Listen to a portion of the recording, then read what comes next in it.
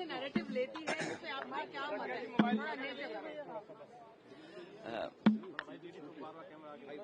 Bharatiya Janata party को बातों में कोई नहीं हरा सकता। भारतीय जनता पार्टी को बातों में कोई नहीं हरा सकता है। और अगर भारतीय जनता पार्टी को खतरा नहीं दिख रहा है, जो पाकिस्तान के पीछे है वो अगर नहीं दिखाई दे रहा है और सरकार में रहते हुए नहीं दिख रहा है, तो कौन उन्हें दिखाए? जो देश हमारा बाजार छीन रहा है, जो देश हमारी सीमाओं का एनक्रोचमेंट कर रहा है। एक बहुत सिंपल सवाल मैंने पूछा था कि 2014 से पहले भारत देश की क्षेत्रफल क्या है और आज हमारे पास क्षेत्रफल क्या है। भारतीय जनता पार्टी को कम से कम ये बताना चाहिए कि 2014 और आज तक भारत का क्षेत्रफल बढ़ा है कि घटा है कि वैसा ही का वैसा है। हमारी सीमाएं सुरक्षित हों, सीमाओं पर शांति हो, ये हम सब चाहते हैं। लेकिन जिस देश से सबसे ज्यादा खतरा है उस देश के बारे में कोई चिंता नहीं।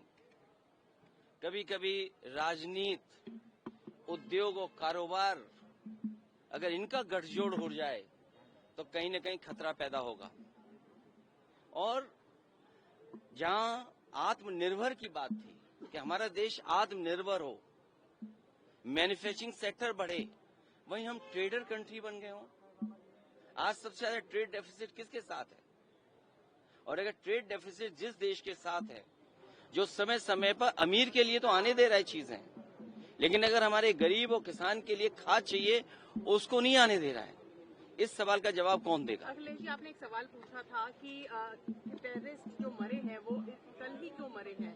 इस पर प्रधानमंत्री जी ने भी जवाब दिया। उन्होंने कहा 16 कोई सोमवार, सावन की सोमवार देखकर थोड़ी कोई टेररिस्ट को एनकाउंटर करता है। तो क्या आपको लगता है, आप you are satisfied with this answer? जो लोग इंजन जब टकराते हैं, डबल इंजन टकराए, ये तो उत्तर प्रदेश में चलती थी नीति ठोक दो। ये लोकसभा की नीति नहीं है ठोक दो। ठोक दो से मैं क्या समझूं? जो यूपी में हो रहा था वही होगा। पर क्रिमिनल्स और टेररिस्ट में कुछ तो डिफरेंस होता है अखिलेश जी, मतलब आपने इक्वेट जो यूपी से किया है। नहीं, ठोक दो किससे ये रिलेट हुआ है? अगर कोई ये बता सके कि ठोक दो किससे रिलेट हुआ है। ये 2014 से पहले और अगर ये बात टेररिस्ट मारे गए हैं तो फिर एक बार इंटेलिजेंस फेलियर हुआ है। क्या सरकार ये बताएगी कि बार बार आतंकवादी भारत की जमीन पर कैसे आ रहे हैं, हिंदुस्तान की जमीन पर कैसे पहुंच रहे हैं? इसका जवाब कौन देगा कि बार बार टेररिस्ट हमारी जमीन पर आ जा रहे हैं? इसकी जिम्मेदारी कौन लेगा? इंटेलिजेंस फेलियर हुआ, फेलियर किसकी वजह से हुआ? क्या किसी ने जिम्मेदारी ली? और फिर राफेल उड़े कि नहीं उड़े, मैं गिरने गिराने की बात नहीं कर रहा हूं। राफेल सबसे मॉडर्न, सबसे लेटेस्ट जो प्रोक्योर हुए हैं भारत सरकार की तरफ से, कम से कम सरकार बताती कि हाँ उड़े थे।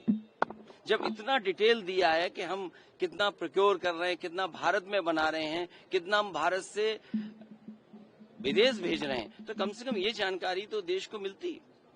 सीज फायर का लगातार आप लोग कह रहे थे कि सीज फायर, चलिए बहुत धन्यवाद। सीज फायर के बारे में जो उन्होंने कहा कि ट्रम्प से उनकी बात हुई, उससे सेटिस्फाइड है आप?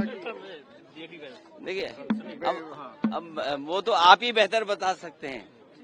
आप अगर बताएंगे तो हम लोगों को भी जानकारी मिलेगी आखिरकार सीज फायर किसने कराया है। पीएम ने कहा कि सीज फायर को लेकर किसी भी बातों में हम लोग नहीं जीत सकते।